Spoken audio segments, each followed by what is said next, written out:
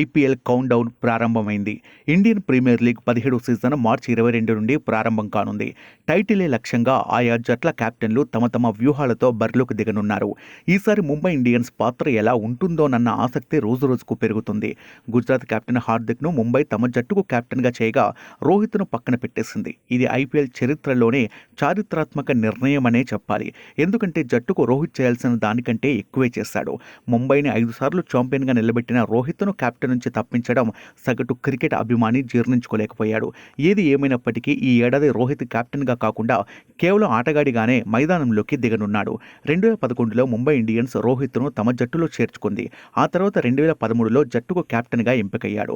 అయితే ఐపీఎల్ ప్రారంభమైన కొత్తలో రోహిత్ శర్మ ఇదే ముంబైపై తన పొటెన్షియాలిటీ చూపించి అందరినీ ఆశ్చర్యపరిచాడు. నిజానికి రోహిత్ శర్మ భారీ 6లో 4లో కొట్టగలడని అందరికీ తెలుసు. బట్ బౌలింగ్లోనూ రోహిత్ తన పొటెన్షియాలిటీ చూపించాడు. ఐపీఎల్లో రోహిత్ శర్మ మొత్తం 15 వికెట్లు తీశాడు. 2009లో డెక్కన్ చార్జర్స్ తరపున ఆడుతున్నప్పుడు రోహిత్ ముంబై ఇండియన్స్పై హ్యాట్రిక్ వికెట్లు తీసి అందరినీ ఆశ్చర్యానికి గురిచేశాడు.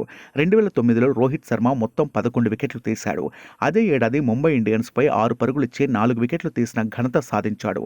వరుసగా 3 బంతుల్లో అభిషేక్ నాయర్, హర్భజన్ సింగ్, జేపీ డుమినిలను అవుట్ చేశాడు హిట్ మ్యాన్ రోహిత్ శర్మ.